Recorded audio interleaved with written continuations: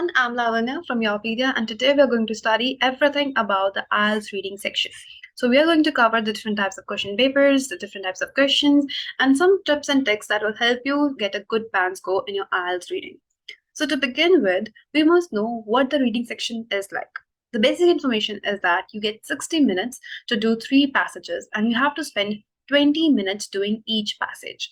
Okay, if you're wondering if there is any difference in the computer-based or the paper-based test, then the answer is no. In both the questions and both the formats, you get 60 minutes each, and there is no difference in them. Okay, there's no transfer time given like it was in the listening section. So you have to complete the test in 60 minutes each for both of them. Then the next thing you must know that what are the different parts of the reading test. As I've said that you get 3 paras that you have to do in 60 minutes, right? Now, what does these paras look like? What are these passages like?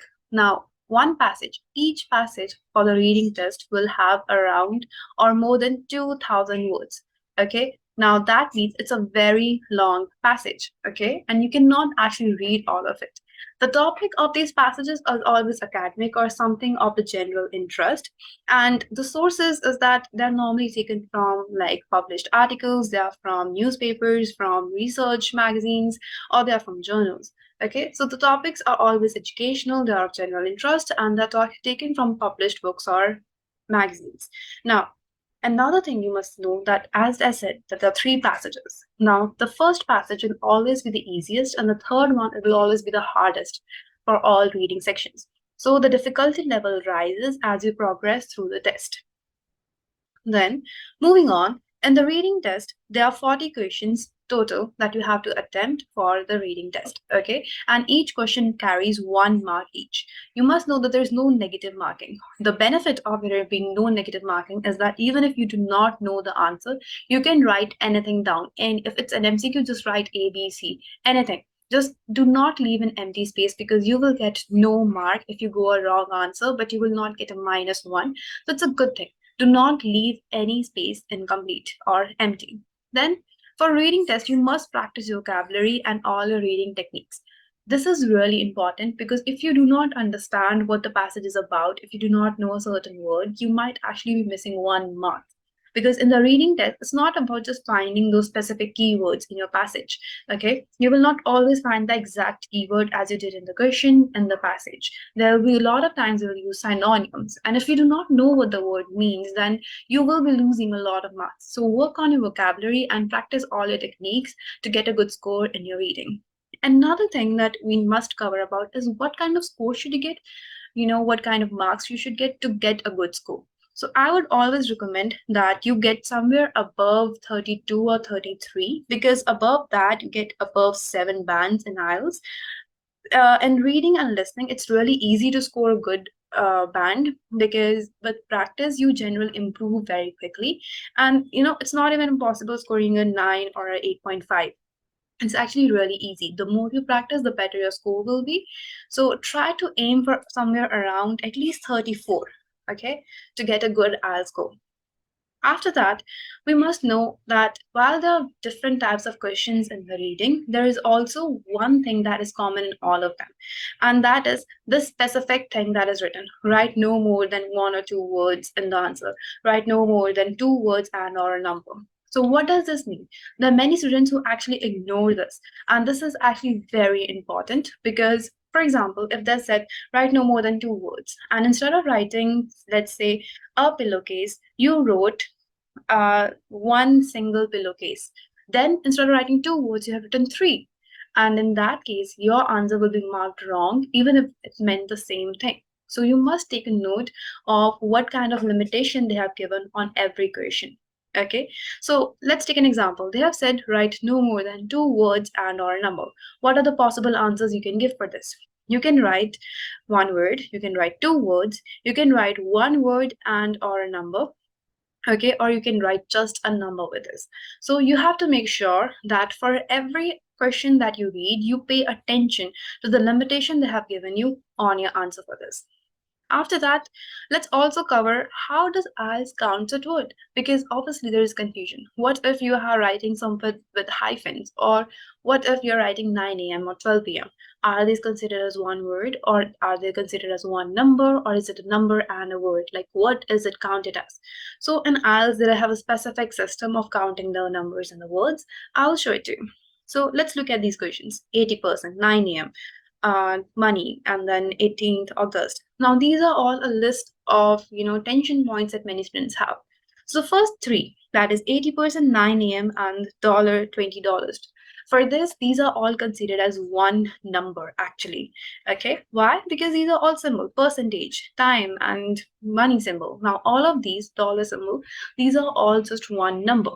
But 18th August and 1980s, these are considered as one word. Why? Because these are dates and specific periods, so they are considered as one word and as. But at park, it is obviously two words. Even if you're writing a park or the park, even articles are considered as a particular word in IELTS. So make sure if your question is saying you only have to write one word, you do not add an unnecessary article in your answer, because then even if your answer is correct, it will be marked wrong. After that, for questions, the question lies with words with hyphens. So words like dog friendly, up to date, these are actually considered as one word, because with hyphens they are counted as one single word. Moving on, there are two techniques that we need to cover for IELTS reading: skimming and scanning. As I mentioned above, you have almost a very long passage, three different long passages, and they are all 2000 words each. It is impossible for you to actually read all of them, understand all of them, and then, attempt the questions. That will take too long. You only have 20 minutes for each passage.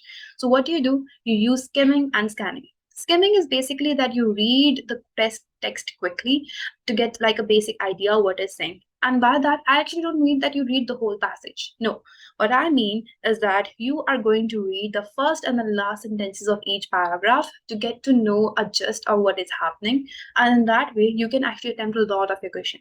Now, you do not actually skim at the very beginning. You will look at the questions, and if the question demands that you need to know what is happening in the passage or in the paragraph, only then you will skim.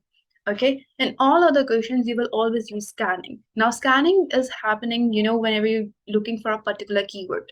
That is, you look at the question and then you will ask and look around for specific phrases or specific words and their synonyms. This is how you use scanning. To give you a good example of how you use that in a question paper is that, let's look at this. Okay, now you can see that this is a pretty big passage, and mind you, in your IELTS reading, the normal passage will be 4 times this. This is very short. How do you skim this? To skim this, you will actually only read the first and the last sentences of all the paragraphs. This whole is a passage, then these are the paragraphs.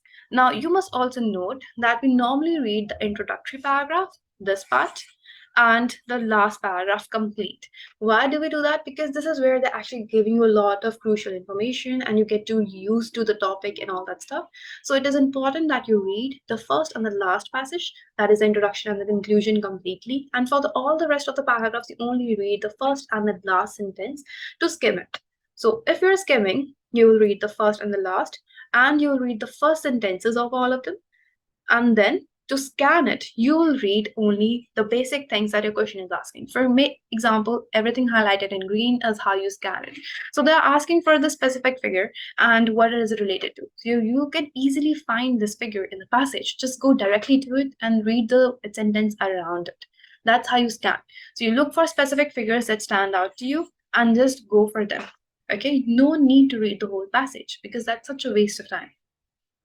After that, in your reading section, you will find that there are a lot of different headings and a lot of different questions that you will encounter while you're doing it. The list contains paragraph headings, labeling a diagram, list selection, MCQs, fill in the blanks, and a lot of other types. And these 7 are the ones that are most commonly, noticed in the IELTS reading. So to tackle these, this most basic way I can tell you is that instead of using, skimming for all of these, try to use scan for most of them. Skimming is only used for paragraphs, headings, and list selection. normally. For all others, you will use the scanning technique. Why? Because for them, you will be given a specific question and you'll have to find the information that will be written in 1 or 2 words. So it's a very short thing, right? For that, you only need to go back to the passage, look for the particular keyword or synonym of it from the question, and then just write that down. For paragraph heading and list selection, now in these, what it actually entails is that maybe this is the passage that you are given, okay, and these are the different paragraphs. And they're asking what will be the appropriate heading for, let's say, paragraph A. Now, in this case, you actually do not need to read the whole paragraph to pick one of the headings that will be given in your question as a list. You don't need to do that. What you will do is you will read the list, you will go back to the paragraph, okay, in the passage, and you will read the first and the last line. And you will definitely find your answer in just after just reading the first and the last line and just looking at the options that will be in the question. That will be it. And that's how you will answer all your paragraph heading questions. Okay, now going towards some tips for reading questions in IELTS. The first is that you have to practice your skim and scanning techniques a lot. Practice makes you perfect, and that is not just a phase to say out loud and be feel proud about. No, you have to actually give your all while you're practicing reading, because this is where you can actually score a great band score. Okay, so practice a lot. Second thing, as we discussed before, that the difficulty level rises as you go from one passage to another. So, a thing that I would personally recommend to my students is that you try to do your first and the second passage in 10 to 15 minutes, and it is totally possible. Do not feel worried. But do your third passage in 20 to 30 minutes, because in third passage what happens is that they use a lot of vocabulary and a lot of difficult vocabulary with paraphrasing, which makes it difficult for the student to answer the questions. Not only that, sometimes they actually give you a summary of the whole passage with a few fill in the blanks. In that case, you actually have to read the whole passage and understand it to do that type of question. So it's better that you leave yourself with enough time to do passage 3 and do your first and second passage in as short amount of time as possible. Then moving on, work on your vocabulary and paraphrasing. As I said, third passage is really difficult. So for that, you need to work on your vocabulary. That really helps you out not only in your reading, but also in your listening, speaking, and even in your writing. Then do not get stuck on a particular keyword. This is very important, because what happens normally is that maybe you're attempting an MCQ question, and instead of just looking at the question, you also saw the options and you saw this one particular keyword and you started looking for that keyword in your passage. Now there you might not find it because they used a particular vocabulary word or a synonym for that. In that case, you will be wasting a lot of your time just to looking for a particular keyword when they have used another word for it. So the better way would be that you also look for synonyms or possible synonyms for it. So don't get stuck on a particular keyword and spend all your time and energy finding that. The next trick is that, and this is a golden rule, guys, you have to spell your answers correctly. Because even a simple I or E mistake would actually take one score away from you. And that is crucial when you're at the threat of, let's say, 6.5 and 7. Just one single mark, and you would have had a 7 score in your IELTS reading. So for that, make sure that you spell all your answers correctly and that all your answers are written in capitals. Why do we say that? We say that because sometimes you get names of places or names of people, proper nouns in your answers, and you might even forget to capitalize the first word. So instead of writing Delhi, you might have accidentally wrote Delhi. Okay. So to avoid this kind of error, we actually say you write everything in capital. You write everything in capital. So that actually really helps you to, just exterminate the whole error area, and you can write everything in capitals, and that is correct. Okay. After that, practice your exam according to the test that you're applying for. That is, if you're going for an online test, then apply for the test and then just practice all your reading sessions online. That is, do it on your laptop or on your PC. Same thing if you're going for an offline test, try to get your handbooks, in a printed form or in a physical copy so that you can actually practice, underlining your keywords and all that stuff with pencil and paper. That is very important. That was what will get you in the zone and get you used to that specific paper. Then, do not practice without a timer. This is the second golden rule after the mistakes one. Why? Because in reading, the biggest problem that everyone faces is that they are not able to do their three passages in the given amount of time, that is 60 minutes. So what you have to do is every time you practice, you keep a timer with you, and you get your scores and mark yourself according to that. So give yourself 60 minutes, and if you're not able to do that, then do another test. Okay, and this way there will be a pressure on yourself to do that test in 60 minutes, and you will surely improve after a while. So always and always practice your IELTS test, even any section, not just reading. This is for all the sessions with a timer. It is very important that you give yourself a particular time limit before and for practicing your exams. Then be quick in your reading. Do not read out loud. Do not try to understand what the passage is saying. And, do not try to pronounce a particular name or a word in your head. That just, you are just killing time in that case. So do not ever try to, read the questions or a passage in one go. You are not there to understand what the passage is saying. No, you're there to answer the questions. And you have to be in that format, in that mindset that you are there to answer the questions. So do not be slow in your reading, be quick, skim it, scan it, and that will be it. You have to answer the question to the best of your abilities in the fastest way possible to get a good score. Okay, so this was it for today's tips and tricks for IELTS reading. I hope you enjoyed the video. We'll be back with another video next week. So have a good day. Bye bye.